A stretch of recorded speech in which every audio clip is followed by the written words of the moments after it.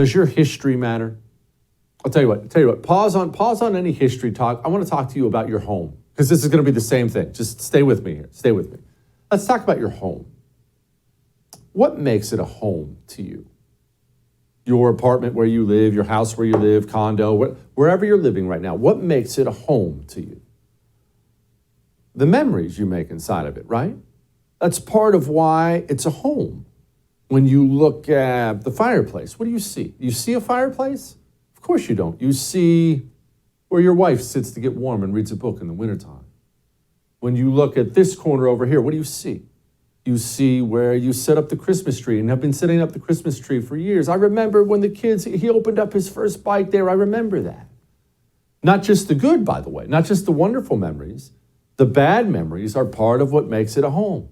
Oh, that kitchen counter spot, that corner of it, I stub my toe on it every time.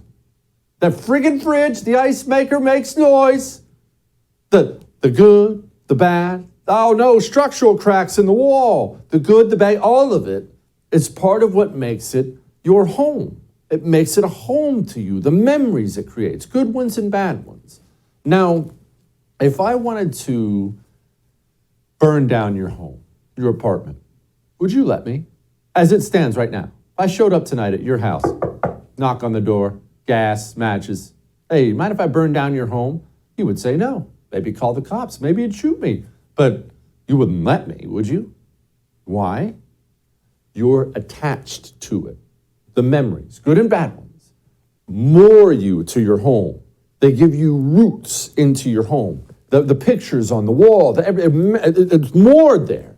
So I'm a bad person, and I really want to burn it down. And you won't let me burn it down. What do I need to do? I need to unmoor you.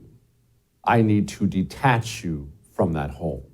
I need to get the pictures off the wall. I need to do something to erase the memories you've had in that home. I need to take away the personal connection you have to it, because if I could do that, if I could go in and just remove everything and clear it all out and then put you back in that empty shell of a home, and then I asked you, hey, you mind if I burn this down? You might be all, you know what? Yeah, I don't really like it here anyway. I bring this up because we talk about the assault on America's history, the constant assault on America's history by the communists, but the right has such a difficult time articulating why you can't just say no when they want to do this. You must double and triple down. If I asked you right now, be honest with yourself. You don't have to be honest with me. If I asked you right now, statue of Robert E. Lee, Confederate leader, should it be torn down? Would you say no?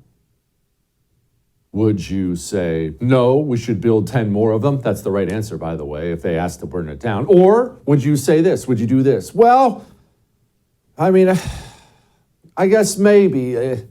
He was a Confederate. They wanted to enslave black people. I don't want to be called a racist. Okay, just Robert E. Lee, though. Yeah, you can take that one down, but just Robert E. Lee, guys. Nothing else. Because that's the response from the right every time. And that's why the communists, when they come for you in your country, that's why they begin with the easy marks, because they know it'll be difficult for you to say no. That's why they start with Robert E. Lee, and before you know it, they're removing statues of Teddy Roosevelt from New York City. The communist doesn't care about the Confederacy, the Civil War, racism. He doesn't care about any of those things. What he cares about very, very, very deeply is unmooring you from your country. The memories, the good ones, the bad ones, the flaws, the beauty. He wants to burn it all down. And if you allow him that, he will. Unless you understand his motivations, then you will allow him that, because you want to be thought of as nice and a good person. And the thing is, you can't ever strive to be thought of as a good person by a communist, because he's a terrible person. I bring this up because there's all kinds of controversy out there now. They're rewriting the James Bond books. They're rewriting Willy Wonka. You can't even call the fat kid in Willy Wonka fat anymore. I say this now because, well, they're trying to call, this is a school board member, by the way, they're trying to call the Battle of Iwo Jima evil. just a few days ago was Japanese Day of Remembrance, something for us to certainly reflect on as we learn our history and think about it. The days when, Iwo Jima unfortunately happened and set a record for really what, I hate to say, human evil is capable of. And so that's something just to remember. But why? How can they be so bold now? That's quite a thing. You would have never heard anybody in this country say that even 5 years ago. So why would they say that now? Well, I'm going to show you why they said it now. I'm going to show you exactly why they're now changing the name of Fort Bragg, named after General Braxton Bragg. They're changing it to Fort Liberty. Why is all this happening? Why are they so bold? Why is Teddy Roosevelt being removed? Why is Christopher Columbus coming down? You want to know why? Well, there are many, many culprits, but this is just a perfect example of it. May I present to you Senator James Lankford of Oklahoma. We are also seeing now efforts to rename military bases across the country. The Senate Armed Service Committee voted on that. This week, we've seen leading voices like General David Petraeus saying it's time to stop having military bases named after Confederate generals like Braxton Bragg. Is it time? I do, actually. I think the right way to be able to do this is to be able to have a study, to be able to look at where the name come from, what do we need to have to be able to take a serious look at it, and then to be able to transition. There are lots of great leaders, military leaders that are around the country that are modern leaders that we can continue to be able to honor.